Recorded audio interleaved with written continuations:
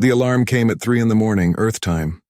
Minji Kang woke instantly, years of military training pulling her from sleep before her conscious mind understood the sound. Red lights flashed across her quarters on the orbital defense station. She grabbed her uniform and was running toward the command center before her boots were fully sealed. Something was wrong. Something was very wrong. The command center was chaos. Officers shouted over each other. Screens showed data streams that made no sense. Communications channels were flooded with distress signals. Minji pushed through the crowd to the main display and felt her heart stop. New. Jeju was burning. The agricultural colony had been humanity's pride. Peaceful, beautiful. 400,000 people lived there, farming under 3 suns, building schools and parks and homes. Children played in the fields. Old people sat on porches and watched the alien sunsets. It was supposed to be safe. Now it was dying. The attack had come without warning. 30 warships had dropped out of faster-than-light travel and opened fire immediately. They targeted hospitals first, then schools, then residential areas. They weren't trying to conquer. They were trying to kill. Minji watched the sensor data with numb horror. The attackers were Velcris. She knew the species from diplomatic briefings. They were a mid-level power, aggressive but not unusually so. Humanity had barely interacted with them. There was no conflict between their people. No reason for this. No reason except that someone had decided humans looked weak. Captain Daeho Park reached New Jeju first. His frigate, the Indomitable, was on patrol 2 systems away when the distress call came through. He pushed his engines past safety limits to get there faster. It didn't matter. By the time he arrived, the Velcris ships were already leaving. They had done their work. Daeho stood on his bridge and stared at the planet below. Cities were cratered ruins. The atmosphere was choked with smoke and ash. His communications officer was crying. His weapons officer was vomiting into a waste bin. Daeho felt nothing. The shock was too deep for emotion. He ordered rescue operations to begin. His crew moved like robots, launching shuttles, scanning for survivors, coordinating with the few defense stations that still functioned. They found survivors, not many. The Velcris had been thorough. 400,000 people. Gone. In less than 3 hours. Minji arrived 12 hours later with the main defense fleet. She walked through the survivor camps in silence. Burned children, parents holding bodies of their families, old people staring at nothing, minds broken by what they had witnessed. Her sister had lived on New Jeju. Had lived. Past tense. Minji found her name on the casualty list and kept working. There would be time to grieve later. Maybe on Earth, the Terran Collective Council held an emergency meeting. Premier Jiho Lee sat at the head of the table, looking at faces pale with shock and rage. The room was screaming. Everyone had opinions.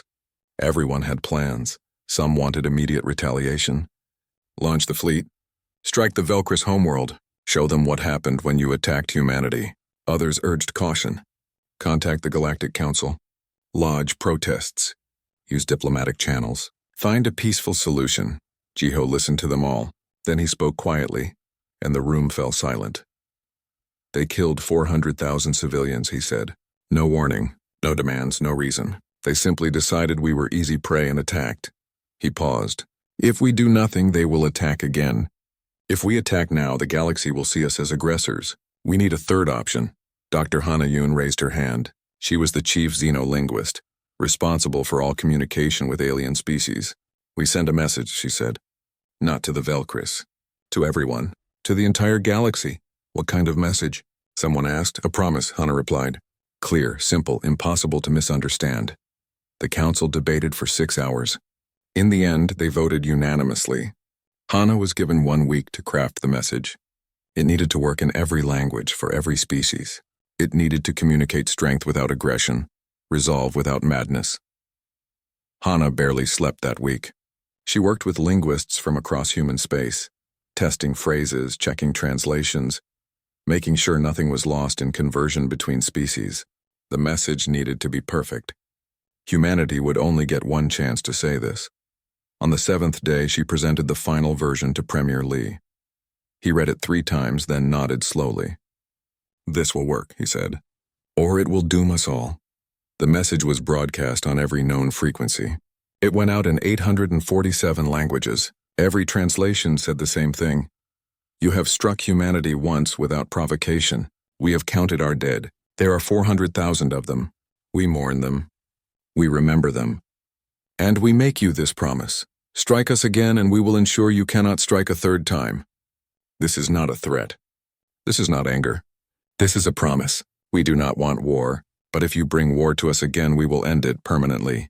The galaxy heard, and the galaxy reacted. Most species dismissed it as empty words from a frightened prey species. Humanity had a small fleet, limited territory, no real power. They were farmers and scientists, not warriors. The message was clearly desperation, a last attempt to appear strong before inevitable surrender. The Velcris Dominion held a celebration. Warlord Thexaval, who had ordered the new Jeju attack, appeared on public broadcasts laughing. They threaten us? They promise consequences?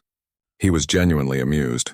We killed nearly 500,000 of them in one morning and they send words.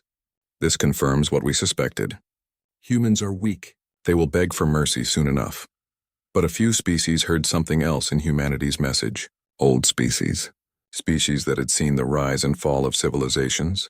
They heard the tone beneath the words. They heard grief transmuted into resolve. They heard the sound a creature makes when it has been backed into a corner with nothing left to lose. One ambassador from an ancient species sent a private message to Premier Lee. It said only, "I believe you. I hope you never have to prove it."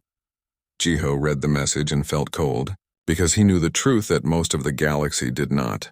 Humanity meant every word. Preparations were already beginning. Protocols were being activated. Old plans designed in secret decades ago were being dusted off and updated. Minji received orders to reorganize the defense fleet into offensive formations. Daeho was promoted and given command of a strike squadron. Research stations began working around the clock on classified projects. The civilian government quietly began relocating critical infrastructure to secure locations. Humanity hoped the message would be enough. They hoped the Velcris would understand and back away. They hoped that 400,000 deaths would be the end of it, but they prepared for what would happen if hope failed. 6 weeks passed. The Velcris continued to mock humanity's message. Warlord Thexaval ordered his fleets to prepare for a second strike. He chose 3 targets this time. He wanted to break humanity's spirit completely. He wanted them to surrender unconditionally. He did not believe humans would actually fight back. After all, they had sent words, not weapons. They had made promises, not attacks. They were clearly hoping for a diplomatic solution, for someone else to save them. Thexaval was a military commander with 40 years of experience. He had conquered 12 species. He understood warfare. He understood power. He was certain he understood humans. He was wrong. As his fleets prepared to depart for human space, Thexaval recorded a message for the Velcris people. "Watch," he said, "as we teach these weak creatures the price of empty threats. Soon they will beg to serve us, and we will graciously accept their surrender." The transmission reached human intelligence networks within hours. Minji read it on her command console and felt something cold settle in her chest. She sent a message to her fleet commanders. "Prepare for combat. They're coming again." Hana sat in her office on Earth staring at the wall. She had crafted the message carefully. She had tried to give the Velcris a way out, a chance to understand what they were inviting. She had failed. Now humanity would have to keep its promise. And Hana knew with terrible certainty that the galaxy had no idea what that really meant. The Velcris fleet came exactly 6 weeks and 2 days after their message. They arrived at 3 human colonies simultaneously: New Seoul, Harmony Station, and Busan Prime. It was a coordinated attack designed to overwhelm human defenses and prove their superiority. But this time, humanity was ready. Minji had positioned her defense fleet based on intelligence predictions. She knew the Velcris were coming. She knew where they would strike. When the enemy ships dropped out of faster-than-light travel, they found human warships waiting for them. The battle at Harmony Station was the worst. Daeho led his squadron against a Velcris force 3 times larger. His orders were simple: protect the civilian evacuation transports at all costs. He accepted those orders knowing what they meant. The space around Harmony Station turned into hell. Weapons fire lit up the darkness. Ships exploded in silent blooms of fire. Daeho's frigate dodged and weaved, his crew working with desperate efficiency. They managed to destroy 2 Velcris cruisers before taking critical damage. Hull breach on decks 3 through 7, his engineer reported. Engine core is failing. We have maybe 10 minutes. Deho looked at the tactical display. A Velcris dreadnought was moving to intercept the last evacuation convoy. 30,000 civilians on those transports. Families, children, people who trusted humanity to protect them. He made his decision in less than a second. All crew to escape pods, he ordered. You have 2 minutes. That's an order. His crew knew what he was planning. They also knew better than to argue. They abandoned ship, launching in small pods that scattered in all directions. Deho stayed at the helm alone and pointed his dying frigate at the dreadnought. He pushed the engines to maximum. The ship shuddered. Alarm screamed. The view screen showed the dreadnought growing larger, filling his entire vision. Deho thought of his mother, who had wanted him to be a teacher. He thought of his home on Earth, the small apartment with the window that looked out over the ocean.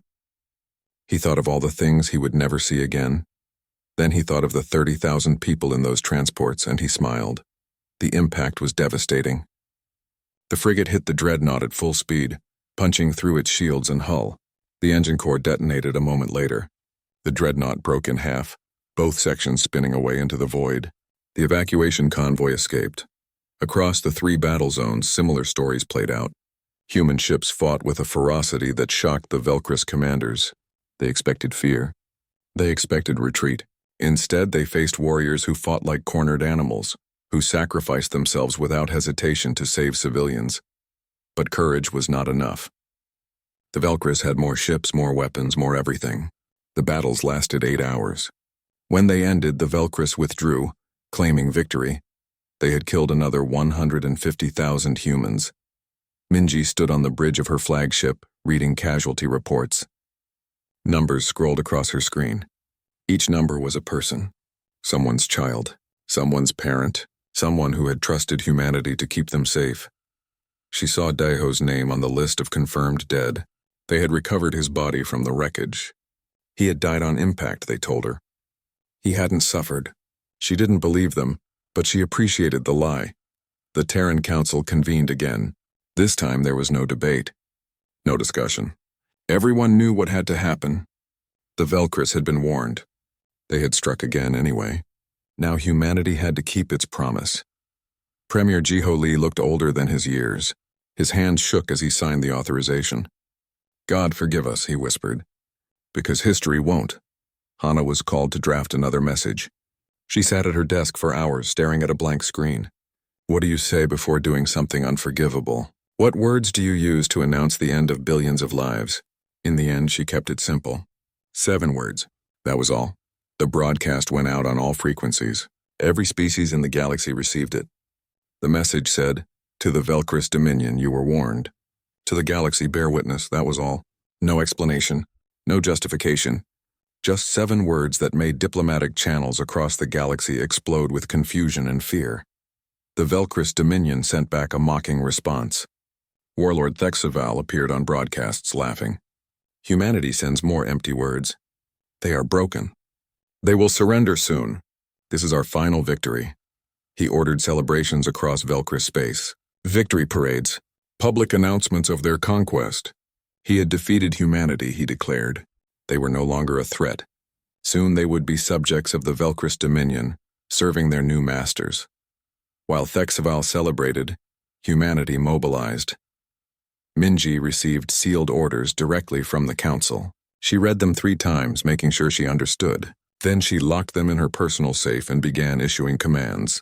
Every ship, every soldier, every asset humanity possessed was recalled and reassigned. Civilian factories stopped making consumer goods and started making weapons. Research stations abandoned peaceful projects and focused on military applications. Colony defense forces were federalized and brought under central command.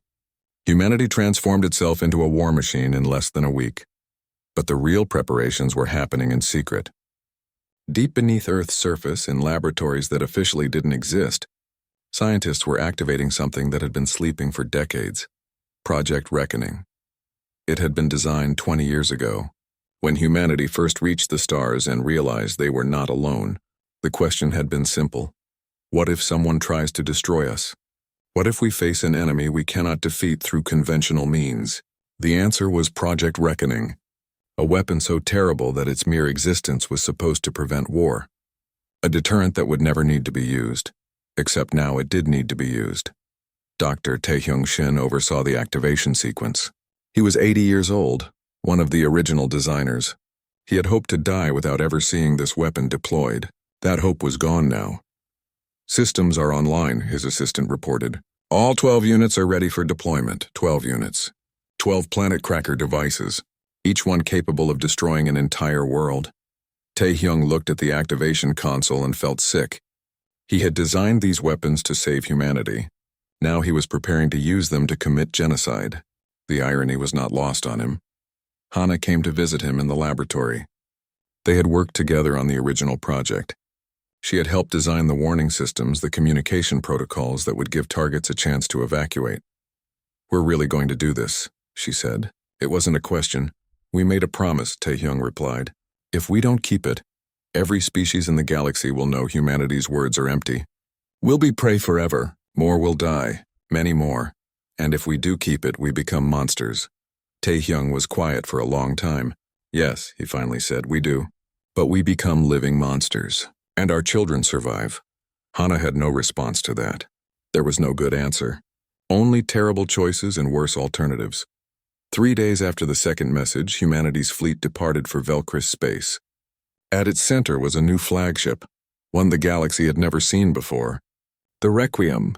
It was a carrier designed for a single purpose, to deliver Project Reckoning to its targets. Minji stood on its bridge, looking at stars that seemed suddenly cold and distant. In her hand was a data chip containing the final authorization codes. When the time came, she would use them. She would launch the weapons that would kill billions. She would become the greatest mass murderer in human history. She thought of her sister, dead on New Jeju. She thought of Daeho, dead at Harmony Station. She thought of 550,000 humans who had died for no reason, except that someone had thought them weak, and she thought of the billions of Velcris who were about to die because their leaders had been too arrogant to believe humanity's warning, and she kept her hand, steady on the authorization. Codes. The fleet reached the edge of Velcris territory 72 hours later. They stopped just outside sensor range of the nearest colony. Minji broadcast her third message. It was longer this time, more detailed. To the Velcris Dominion. You have 48 hours to evacuate all civilian populations from your 12 primary worlds. We are giving you the mercy you denied us. We are giving you a chance you did not give our people. Evacuate now. This is your only warning. The message included detailed coordinates of the targeted worlds. It included recommended evacuation routes. It included everything the Velcris would need to save their people, if they chose to listen. The galaxy watched, and waited, and wondered if humanity was bluffing, or if the universe was about to learn what happens when you break a promise made by a species with nothing left to lose. Warlord Thexaval laughed when he heard humanity's message. He laughed so hard that his officers exchanged uncomfortable glances. 48 hours to evacuate 12 worlds? It was absurd. It was impossible even if he wanted to do it. And he definitely did not want to do it. They think we will panic, he told his command staff. They think we will run from their empty threats. This is desperation. They know they cannot win a real war, so they try to frighten us instead. His intelligence officer spoke carefully. Sir, our scouts report that the human fleet includes a vessel we have not seen before. A very large vessel. Its purpose is unclear. Thexful waved a dismissive hand. A cargo ship probably, or a hospital ship for when we crush them. It does not matter. Humanity has shown their weakness. They talk instead of fighting. They warn instead of attacking. They are prey species pretending to be predators. He ordered the Velcris Armada to mobilize, not to defend the 12 worlds.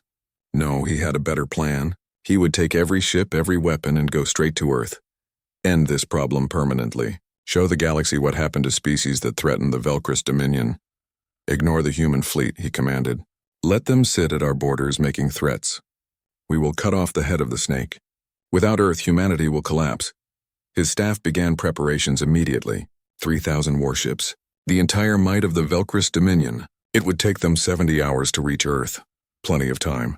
The humans would be waiting at the Velcris borders while Thexaval destroyed their homeworld. Meanwhile, on the 12 Velcris primary worlds, government officials received humanity's warning and didn't know what to do. Should they evacuate? Could they evacuate? 48 hours was not enough time to move billions of people. Some officials began emergency preparations anyway. Better to try and fail than to do nothing. They announced evacuations, told civilians to gather essential items and head to spaceports. But most people didn't believe it was necessary. Humanity had sent warnings, not weapons. This was just fear-mongering. Fewer than 8% of the population actually evacuated. 8% of billions. The rest stayed in their homes, went to their jobs, continued their normal lives. They believed their government's confidence. They believed humanity was bluffing. They were wrong. Aboard the Requiem, Minji watched the countdown timer. 48 hours. 40, 36, 24. She monitored reports from Velcris space. The evacuation was proceeding slowly. Too slowly. Nowhere near fast enough. She sent another message. This is not a bluff. Evacuate now. You have 18 hours remaining. The Velcris government ignored her. Hana contacted Minji through secure channels. They're not evacuating, she said. Her voice sounded hollow. They don't believe us. Billions of people are going to die because their leaders think we're lying. I know, Minji replied. Do you think we should call it off? Long silence. Then, no. If we call it off, the next species that attacks us will kill millions more. Maybe tens of millions. Maybe all of us. We have to follow through. We have to show the galaxy that humanity keeps its promises. Even if it makes us monsters? Even then. The timer reached 0 at 0800 hours Earth Standard Time. Minji sat in her command chair. The authorization codes displayed on her personal screen. Her senior staff stood silently behind her. Everyone knew what was about to happen. Any last-minute evacuations? She asked. Negative, Admiral. The Velcris worlds report normal activity. No significant evacuation effort. Minji closed her eyes. Thought of her sister. Thought of Deho. Thought of 550,000 dead humans. Thought of the 7 billion Velcris who were about to die. She entered the authorization codes. Deploying weapons, the tactical officer reported. His voice shook slightly. All 12 units launching now. The Requiem's cargo bay opened. 12 objects, each about the size of a small shuttle, emerged and began moving toward their targets. They didn't look dangerous. They didn't look like weapons of mass destruction. They just looked like plain metal cylinders with engines attached. But looks were deceiving. Each device was a planet cracker, designed to destabilize a world's core through quantum resonance disruption. Once activated, nothing could stop them. No weapon system could intercept them. No shield could deflect them. They would burrow deep into each planet's core and begin the process of tearing it apart from the inside. The 12 devices entered faster than light travel. They would reach their targets in 6 hours. The Galactic Council exploded into emergency session. Ambassadors from 400 species screamed at each other. What was humanity doing? This was genocide. This was unacceptable. Someone had to stop them. Ambassador Yunji Huang stood alone at the human delegation's position. She was 28 years old, the youngest ambassador in the council. She had been appointed 3 months ago. Now she had to defend humanity's decision to destroy 12 worlds. Species after species condemned humanity, called them murderers, called them savages, demanded they recall the weapons, threatened sanctions, military intervention, complete isolation. Yunji listened to it all. Then when they finally paused for breath, she spoke. The Velcris killed 550,000 of our people. Men, women, children, elderly. They attacked without warning, without provocation, without mercy. They targeted hospitals and schools. They laughed when we warned them. They attacked again when we asked them to stop. They are currently mobilizing their entire fleet to destroy Earth and exterminate our species. She paused, looking around the chamber. We gave them 48 hours to evacuate. We gave them mercy they denied us. We gave them a chance they never gave our people. They chose not to take it, so yes, we are destroying 12 of their worlds. We are keeping our promise. And if any of you think you can stop us, you are welcome to try. The chamber fell silent. One of the elder species ambassadors spoke. You realize this makes you no better than them? No, Yunji replied quietly. It makes us worse. We know exactly what we're doing. We're doing it anyway. Because the alternative is to let our species die, and we refuse to do that. 6 hours later, the 12 devices reached their targets. They dropped out of faster-than-light travel in the atmospheres of 12 different Velcris worlds. Planetary defense systems tried to intercept them, failed. The devices were too small, too fast, shielded against every weapon the Velcris possessed. They burrowed into the planet's surfaces, drilled down through crust and mantle, reached the cores, and activated. For 30 minutes, nothing happened. People on the surface went about their business. Some had felt the devices entering the atmosphere. Most hadn't. The Velcris government issued reassurances. Humanity's weapons had failed.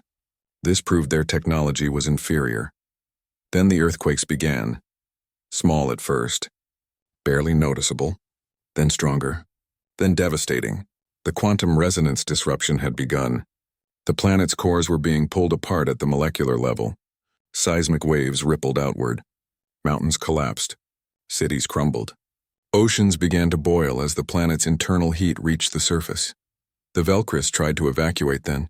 Too late. Spaceports were destroyed in the quakes. Ships couldn't launch through the atmospheric disturbances. Communications failed. Power grids collapsed. In less than an hour, organized civilization on all 12 worlds had ceased to exist. The destruction continued for 6 hours. The galaxy watched in real time, unable to look away. News broadcasts showed cities being torn apart, showed people trying to flee and having nowhere to go, showed the moment when each planet's atmosphere began tearing away into space. When it was over, 12 worlds were dead. Fractured, cores exposed to space, atmospheres gone, all life extinguished. 7.3 billion Velcris had died. Aboard the Requiem, Minji watched the sensor data with empty eyes. She had done this. She had killed more people in 6 hours than had died in most wars. She was the greatest mass murderer in galactic history. Her communications officer spoke quietly. "Admiral, we're receiving a transmission from the Velcris fleet. They've learned what happened to the 12 worlds." "Put it through," Minji said. The view screen showed chaos. The Velcris command ship's bridge was in disarray. Officers were shouting. Some were crying. And in the center, Warlord Thexval stood frozen, staring at nothing. He had been wrong. Humanity had not been bluffing. They had kept their promise. And 7 billion of his people had paid the price for his arrogance. "You," he whispered, looking at the screen. "You actually did it. You monsters. You absolute monsters." Minji's voice was cold. "We warned you. We gave you a chance. You didn't believe us. That is not our fault." "I will destroy Earth," Thexval said. "I will kill every human. I will exterminate your entire species." "You can try," Minji replied. "Our fleet is already en route to defend Earth, and Warlord? We have more devices. Strike us again, and we will finish what we started." She cut the transmission, turned to her crew. "Set course for Earth, maximum speed. The Velcris fleet will be there in 48 hours. We need to be there first." The Requiem turned and jumped to faster than light. Behind them, 12 dead worlds hung in space. Monuments to the cost of testing humanity's resolve. Warnings to the galaxy about what happens when promises are broken. The reckoning had come, and the galaxy would never see humanity the same way again. The Velcris armada traveled through faster-than-light space toward Earth. 3,000 warships, the entire military might of the Dominion. Inside the command ship, silence had replaced the usual sounds of activity. Everyone knew what had happened to the 12 worlds. Everyone was processing the impossible reality. Warlord Thexval sat in his command chair, staring at nothing. His mind kept replaying the images. 12 worlds, 7 billion people, gone. Because he had not believed humanity's warning, because he had thought them weak. His second-in-command, Commander Veska, approached cautiously. "Sir, we need to discuss our options." "The fleet is asking for orders. Options?" Thexval laughed bitterly. "We have no options. We continue to Earth. We destroy them. It's the only way to balance what they've done. Sir, with respect, they destroyed 12 worlds because we attacked them twice. If we attack them again, then what? They destroy more worlds. There's nothing left to destroy. Our civilization is broken. Our people are scattered. Our homeworlds are dead. The only thing we can do now is make them pay." Veska wanted to argue. Wanted to say that revenge would only lead to more death. But she looked at Thexval's eyes and saw madness there. Grief and rage and guilt twisted together. He would not listen to reason. He could not. The fleet continued toward Earth. On Earth, preparations for the coming battle had turned the planet into a fortress. Every defense platform was armed and ready. Every ship that could fly was positioned in strategic locations. Civilian populations had been evacuated to underground shelters. The government had relocated to secure bunkers. Premier Jiho Lee stood in the command center deep beneath the surface.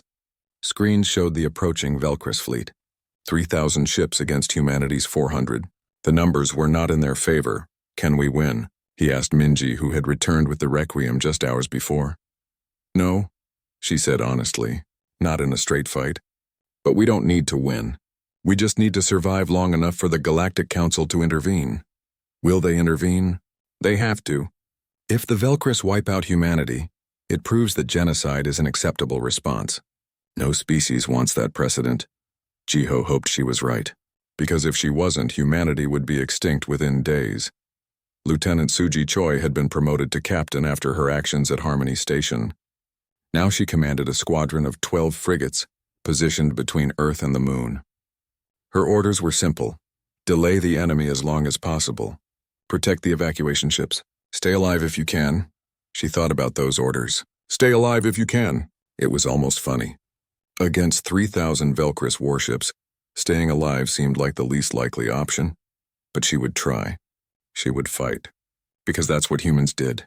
They fought even when the odds were impossible. They kept going even when reason said to quit. The Velcris fleet dropped out of faster-than-light travel near Earth's moon. 3,000 ships appeared in formation, their weapons already charging. On the command ship, Thexval gave the order. All ships attack. Show no mercy. Leave nothing alive.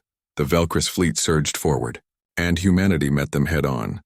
The battle that followed would be studied in military academies for generations. Humanity was outnumbered 7-1, but they fought with a desperation and coordination that shocked the Velcris commanders. Ships that should have retreated instead attacked. Frigates rammed cruisers. Damaged vessels used their last moments to crash into enemy dreadnoughts. Suji's squadron held their position for 40 minutes against impossible odds. They destroyed 8 Velcris ships before being overwhelmed. Suji's own frigate took critical damage defending an evacuation convoy. Hull breach on all decks, her engineer reported. Life support failing. We have maybe 2 minutes. Suji looked at the tactical display. A Velcris carrier was moving to intercept the convoy. 20,000 civilians on those ships. She thought of Diho, who had made the same choice at Harmony Station. All crew to escape pods, she ordered. That's an order. You have 90 seconds. Her crew abandoned ship. Suji stayed at the helm. She pointed her dying frigate at the carrier and pushed the engines to maximum. The ship shuddered. Alarm screamed. She thought about her family back on Earth, hoped they were safe in the shelters. The impact destroyed both vessels. The convoy escaped. Across the battlefield, similar scenes played out. Human ships fighting beyond their limits. Crews sacrificing themselves to buy time. Every minute they held was another minute for civilians to reach safety. Every destroyed enemy ship was one less threat to Earth, but it wasn't enough. The Velcris kept coming, kept pushing forward, kept dying and being replaced by more ships. They were winning through sheer numbers. Then, 4 hours into the battle, something changed. New ships dropped out of faster-than-light travel. Not human, not Velcris. Ships from a dozen different species, all bearing the emblem of the Galactic Council. Peacekeeping forces. They positioned themselves between the two fleets and broadcast a message on all frequencies. By order of the Galactic Council, all hostilities will cease immediately. Any ship that continues to fight will be fired upon. This is not a request. This is a mandate. The human fleet stopped immediately. Minji ordered all ships to hold position and power down weapons. She had been hoping for this, counting on it. The council had finally acted, but Thexval did not stop. Ignore them, he ordered his fleet. Continue the attack. We will not be stopped when we're so close. The Velcris fleet hesitated. Some ships continued forward. Others stopped, unwilling to fight the council's peacekeepers. The formation began to break apart. Confusion spread through the ranks. On the command ship's bridge, Commander Veska had seen enough. 12 worlds destroyed, thousands of ships lost, tens of thousands of Velcris soldiers dead, all because one man refused to accept reality. She walked up behind Thexval. He was still giving orders, still demanding the fleet attack. She drew her sidearm. You destroyed our civilization, she said quietly. You killed billions of our people because you were too proud to believe a warning. You led us into a war we could never win, and now you want to sacrifice what's left of our fleet for your ego. Thexavel turned to face her. I am your commander. You were my commander, Vesica interrupted. Now you're just the fool who ended our civilization. She fired. Thexval fell. The bridge fell silent. Vesica turned to the communications officer. Broadcast immediate surrender to all Velcris forces. Tell them to power down weapons and prepare to accept Council peacekeepers. The war is over. Within minutes, the Velcris fleet complied. Weapons powered down. Ships stopped advancing. The battle was over. Humanity had lost 187 ships, 40,000 personnel, including Suji, who had died saving a convoy, including hundreds of others who had sacrificed themselves to protect Earth. The Velcris had lost 1,400 ships. Their central government was gone. Their homeworlds were destroyed. Their military command was in chaos. They were no longer a galactic power. They were refugees. Minji stood on the bridge of the Requiem looking at Earth's damaged but intact surface. They had survived, barely, at terrible cost. But they had survived. Premier Jiho Lee addressed the planet from his bunker. His voice was tired, aged. We have kept our promise, he said. We have paid a terrible price. The Velcris have paid an even worse one. 7.3 billion Velcris civilians died because their leaders refused to believe our warning. 40,000 more humans died defending our home. We mourn them all. We remember them all. And we pray that we never have to make such a promise again. The Galactic Council convened to decide humanity's fate. The debate lasted 3 days. Some species wanted humanity punished. Others argued they had acted in self-defense. Still others pointed out that the Velcris had been warned. In the end, the Council issued a declaration. Humanity was granted full sovereignty and permanent membership on the Council. They were recognized as a major galactic power, but they were also designated as a protected but dangerous species. Other species would respect their territory, but other species would also keep their distance. Hana received the news in her office. Protected but dangerous. It meant humanity had won freedom at the cost of friendship. They would be feared, not loved. Respected, not trusted. She thought about the message she had crafted, the promise humanity had made, the promise they had kept, and she wondered if it had been worth it. Ambassador Yunji returned to Earth a hero. She had stood alone against the galaxy's condemnation and defended humanity's actions, but she felt no pride, only exhaustion, only sorrow for what had been necessary. The Velcris survivors, now led by Commander Vesica, were granted asylum by various species. They scattered across the galaxy, a diaspora of refugees from dead worlds. Vesica watched her people board transport ships and wondered if they would ever recover, if they would ever have a home again. She thought about Thexval lying dead on the bridge. She did not regret killing him. He had destroyed their civilization through arrogance and pride. But she regretted that it had been necessary, regretted that so many had died because of one man's mistake. Minji retired from active service.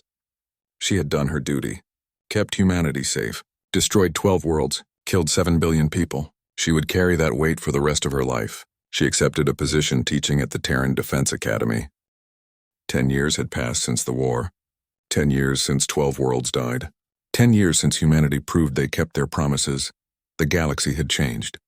Humanity was now a recognized power. Their territory was respected. Their warnings were taken seriously. No species had attacked human colonies since the Velcris War. Success, by any measure. But success came with a price. Admiral Minji Kang, retired, walked through the gardens of the Terran Defense Academy. She was 62 now, her hair gray, her movements slower. She taught strategy and ethics to young officers. Every semester, she showed them recordings of the 12 worlds dying. Made them watch every minute. Made them understand what keeping promises could cost. Her students asked the same questions every year. Was it necessary? Could there have been another way? Were we right? Minji never gave them easy answers. We survived, she would say. Humanity continues, but 7.3 billion Velcris civilians died. They died because their leaders wouldn't listen, and because we kept our word.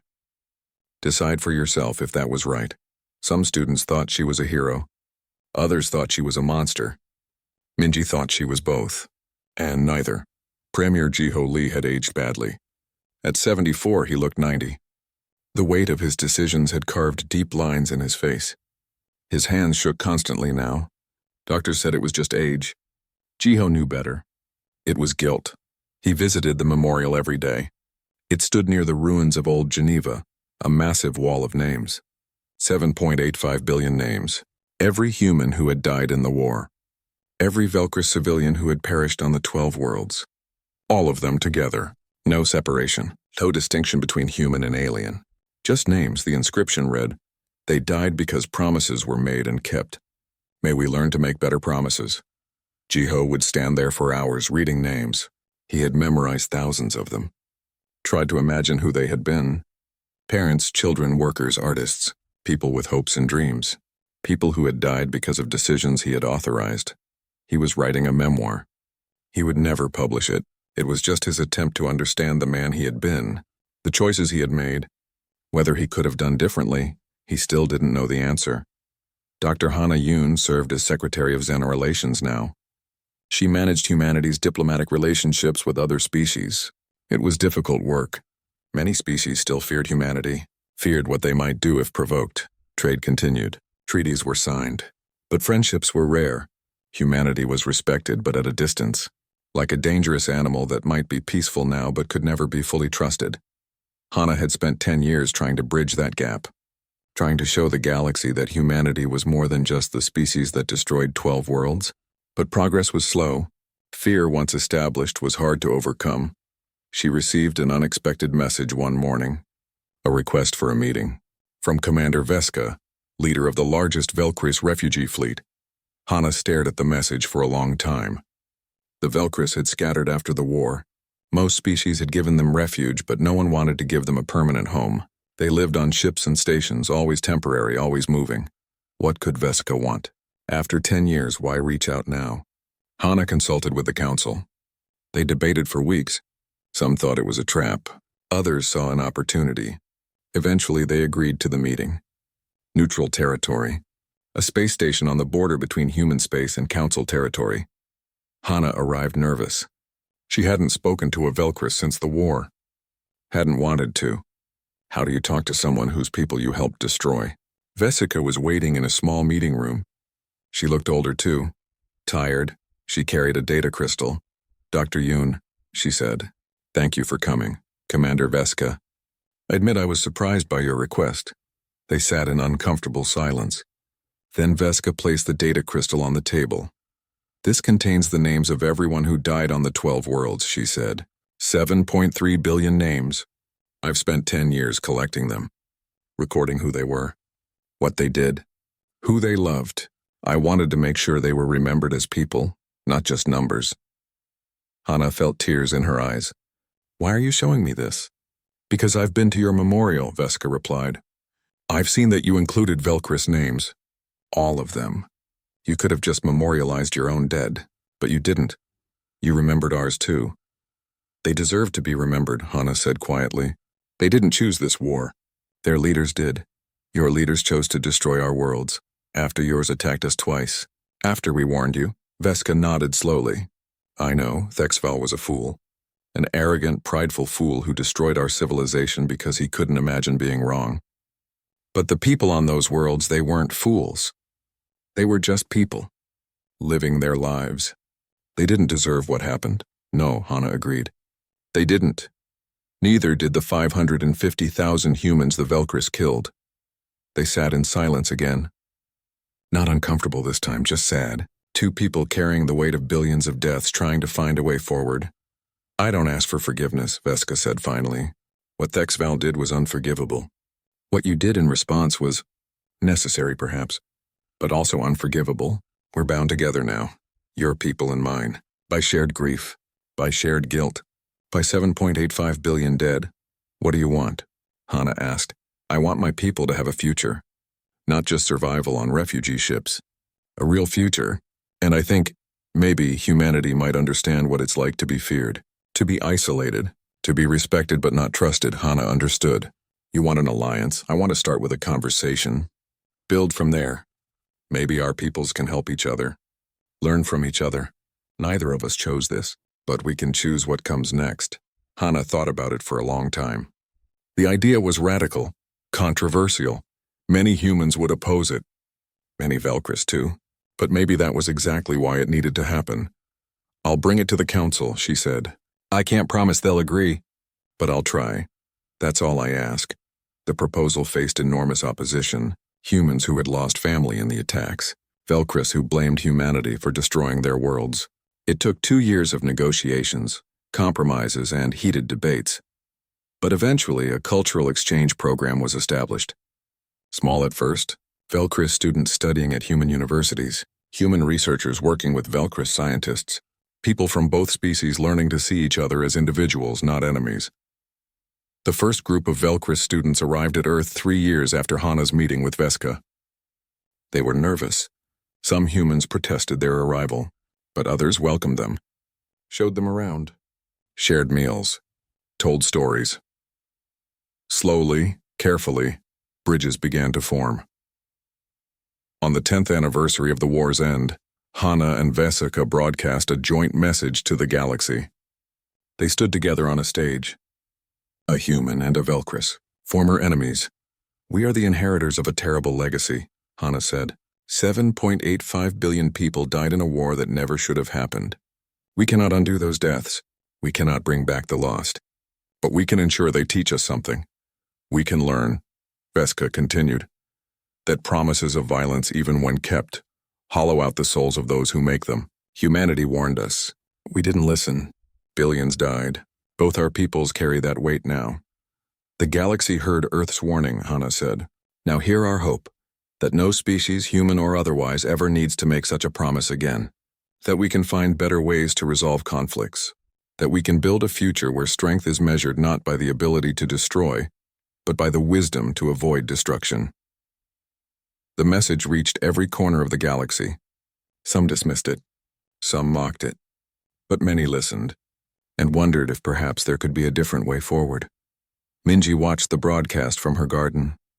She was older now, her teaching days behind her.